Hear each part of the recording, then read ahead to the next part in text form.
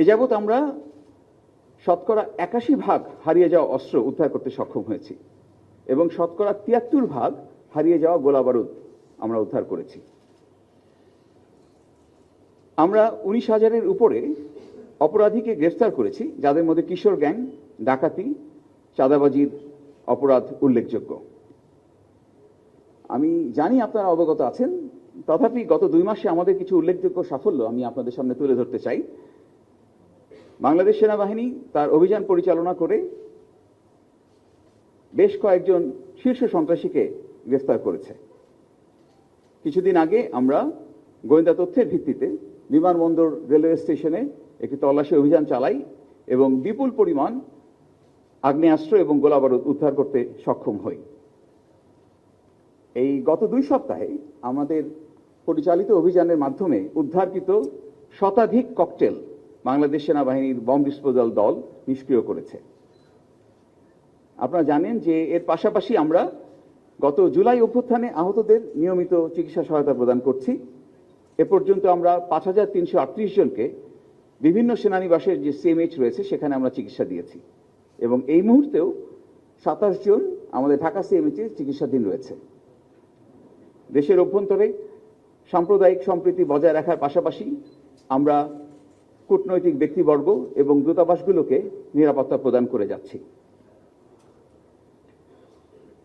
প্রিয় সাংবাদিকবৃন্দ, সমরে আমরা, শান্তিতে আমরা, সর্বত্র আমরা, দেশের তরে, এই মূল মন্ত্রকে ধারণ করে বাংলাদেশ সেনাবাহিনী প্রতিটি সদস্য দেশের সার্বভৌমত্ব রক্ষায় বদ্ধপরিকর। আপনারা জানেন, মাননীয় প্রধান উপদেষ্টা একটি সুষ্ঠু, সুন্দর, নিরপেক্ষ এবং উৎসবমুখর নির্বাচনের জন্য সকলকে প্রস্তুতি গ্রহণ করার নির্দেশ প্রদান করেছেন। নির্বাচন কমিশন ইতোমধ্যে সকল আইনশৃঙ্খলা রক্ষাকারী বাহিনীর সঙ্গে তাদের মতামত বিনিময় করেছে এবং তদনুযায়ী বাংলাদেশ সেনাবাহিনীও তাদের প্রস্তুতি গ্রহণ করছে।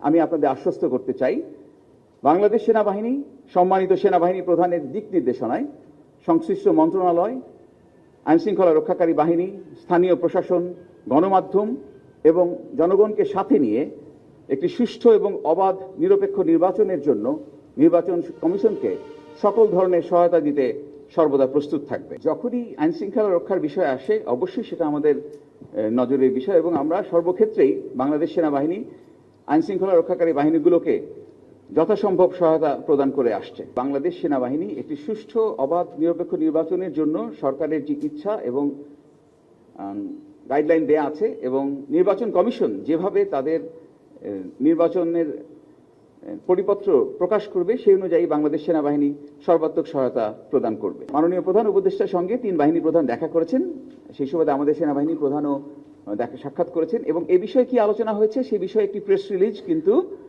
মাননীয় প্রধান উপদেষ্টার কার্যালয় থেকে অলরেডি প্রকাশ করা হয়েছে। তো বিস্তারিত আপনারা সেখানেই পেয়ে যাবেন, সুতরাং আর এ ব্যাপারে কথা বলার প্রয়োজন হচ্ছে না। দ্বিতীয় যেটা আপনারা বলেছেন যে একটি সুষ্ঠু, নিরপেক্ষ এবং অবাধ নির্বাচনের পূর্ব শর্ত কিন্তু হচ্ছে একটি আইনশৃঙ্খলা পরিস্থিতিটা স্বাভাবিক থাকা এবং এই আইনশৃঙ্খলা পরিস্থিতিকে স্বাভাবিক রাখার জন্যই আইনশৃঙ্খলা রক্ষাকারী বাহিনীগুলো নিয়োজিত হয়ে থাকে এবং এই আইনশৃঙ্খলা রক্ষাকারী বাহিনীগুলোকে সাহায্যের জন্য বাংলাদেশ সেনাবাহিনী সর্বদাই বদ্ধপরিকর। আমাদেরকে যখনই বাংলাদেশ সেনাবাহিনীকে যখনই এই আইনশৃঙ্খলা রক্ষাকারী বাহিনীকে সাহায্যের জন্য নিয়োজিত করা হয়েছে, আমরা আমাদের সর্বাত্মক দিয়ে চেষ্টা করেছি। আপনারা ইতিমধ্যে জেনেছেন যে নির্বাচনকালীন সময়ে আমরা ৯০,০০০ থেকে ১ লক্ষ সেনা সদস্য মাঠ পর্যায়ে আমরা নিয়োজিত করব, যেটা এ যাবৎকালের সর্বোচ্চ। এবং আমাদের পরিকল্পনায় জেলা পর্যায়ে, উপজেলা পর্যায়ে, এমনকি ক্ষেত্র বিশেষে আপনার আসন ভিত্তিক আমরা ক্যাম্প স্থাপন করে যথাসম্ভব এই আইনশৃঙ্খলা পরিস্থিতি নিয়ন্ত্রণে রাখার চেষ্টা করব। আসন্ন জাতীয় নির্বাচনকে একটি সুষ্ঠু এবং সুন্দর নির্বাচন সম্পন্ন করার জন্য বাংলাদেশ সেনাবাহিনী নির্বাচন কমিশনের যা যা সাহায্য প্রয়োজন সবটুকু করার জন্য আমরা সদা প্রস্তুত থাকব। আমরা সকলে মিলে একটি সুষ্ঠু, সুন্দর নির্বাচন সম্পন্নের জন্য সকল ধরনের প্রস্তুতি গ্রহণ করছি। আমি আবারও বারবার করে বলতে চাই যে মাননীয় প্রধান উপদেষ্টা একদম পরিষ্কার করে বলেছেন একটি সুন্দর, সুষ্ঠু এবং উৎসবমুখর নির্বাচনের জন্য সকলকে উনি তার উপদেশ দিয়েছেন এবং তদনুযায়ী কাজ করতে বলেছেন, নির্দেশনা দিয়েছেন। নির্বাচন কমিশন একাধিক বৈঠক করছেন, প্রতিনিয়ত তারা দেখছেন আপনারা যে তারা বিভিন্ন সংগঠনের সঙ্গে তারা বৈঠক করছেন, মত বিনিময় করছেন, আইন শৃঙ্খলা রক্ষাকারী বাহিনীর সঙ্গে মত বিনিময় করেছেন, আমাদের সঙ্গে মত বিনিময় করেছেন, এবং তদনুযায়ী কিন্তু আমরা সেনাবাহিনীর পক্ষ থেকেও একটি সুষ্ঠু নির্বাচনের জন্য সকল ধরনের প্রয়োজনীয় যে ব্যবস্থা সেটা আমরা নিচ্ছি। আমি কিন্তু আমার ধন্যবাদ আমার প্রশ্নের জন্য। আমি কিন্তু আমার বক্তব্যের শেষের দিকে বলেছিলাম যে সমরে আমরা, শান্তিতে আমরা, সর্বত্র আমরা দেশের তরে, এটা কিন্তু আমাদের মটো। সো দেশের জন্য প্রয়োজনে সেনাবাহিনী যে দায়িত্বে তাকে নিয়োজিত করা হবে সে দায়িত্ব সে পালন করতে বদ্ধপরিকর। দেশের জনগণের মতো সেনাবাহিনীও চায় আমাদের বর্তমান যে সরকার যেভাবে রূপরেখা প্রণয়ন করেছেন সেই রূপরেখা অনুযায়ী একটা অবাধ, সুষ্ঠু এবং গ্রহণযোগ্য নির্বাচন অনুষ্ঠিত হোক। সেই রূপরেখার মধ্যে তো সময়সীমাও দেওয়া আছে।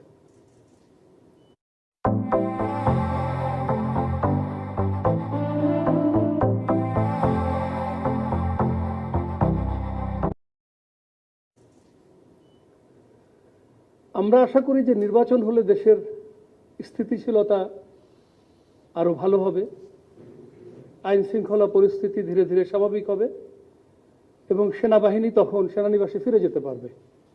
আমরা সেটার দিকে তাকিয়ে আছি এবং সরকার এখন পর্যন্ত যেটুকু রূপরেখা প্রণয়ন করেছে সেটার উপরে ভিত্তি করে আমরা কিন্তু যথাযথ প্রস্তুতি গ্রহণ করছি। আমাদের যে প্রশিক্ষণ কার্যক্রম সীমিত আকারে এখন চলছে, তার মধ্যে নির্বাচনের সময় আমাদের কি করণীয় সেটাকে ফোকাসে রেখেই আমরা প্রশিক্ষণ করছি। এই প্রশিক্ষণের সাথে প্রাসঙ্গিক একটা বিষয় হলো, আপনারা সবাই জানেন, শান্তিকালীন সময়ে সেনাবাহিনীর দায়িত্ব হলো যুদ্ধের জন্য প্রস্তুতি নেওয়া। আমরা বলে থাকি we train as we fight. তো গত 15 মাস আমরা বাইরে আছি। নির্বাচন পর্যন্ত বা তার কিছুটা পরেও যদি বাইরে থাকতে হয় তাহলে আরো কিছুদিন বাইরে থাকতে হবে। তো এতে করে কিন্তু আমাদের প্রশিক্ষণ বিঘ্নিত হচ্ছে। এর পাশাপাশি যে পরিস্থিতির মধ্যে দিয়ে যেই চ্যালেঞ্জ মোকাবেলা করে সেনাবাহিনী দায়িত্ব পালন করেছে গত 15 মাস, আপনারা নিশ্চয়ই আমার সাথে একমত হবেন যে এটা খুব সহজ পরিস্থিতি ছিল না। এ ধরনের পরিস্থিতি বাংলাদেশ প্রতিদিন ফেস করেনি। তো রেস্ট অ্যান্ড রিপিটেরও প্রয়োজন আছে। তো এই জন্য আমরাও চাই একটা সুষ্ঠু নির্বাচন অনুষ্ঠিত হোক এবং আমরা সেনানিবাসে ফেরত আসতে পারি। যেভাবে আমি একটু আগে বলেছি, আপনারা সবাই জানেন যে গত 15 মাস সেনাবাহিনী বেসামরিক প্রশাসনের সহায়তায় নিয়োজিত আছে এবং অত্যন্ত চ্যালেঞ্জিং এবং প্রতিকূল পরিস্থিতির মধ্যে দিয়ে দায়িত্ব পালন করছে এবং আমি বলবো অত্যন্ত পেশাগতভাবে দায়িত্ব পালন করেছে। আপনি যেভাবে বললেন, আমরাও লক্ষ্য করেছি যে কিছু স্বার্থান্বেষী মহল সেনাবাহিনী, বিশেষ করে সেনাবাহিনীর নেতৃত্বকে প্রশ্নবিদ্ধ করার জন্য মিথ্যা, বানোয়াট এবং উদ্দেশ্য প্রণোদিতভাবে অপপ্রচার চালাচ্ছে। এটা দুঃখজনক। আমি আপনাদেরকে নিশ্চিত করতে চাই যে সেনাবাহিনীর প্রতিটি সদস্য, সেনাবাহিনী প্রধান এবং সেনাবাহিনীর সিনিয়র লিডারশিপের প্রতি শতভাগ অনুগত এবং বিশ্বস্ত রয়েছে। আগের যে কোনো সময়ের তুলনায় সেনাবাহিনী এখন আরো বেশি ঐক্যবদ্ধ এবং আমাদের ভ্রাতৃত্ববোধ এখন আরো বেশি।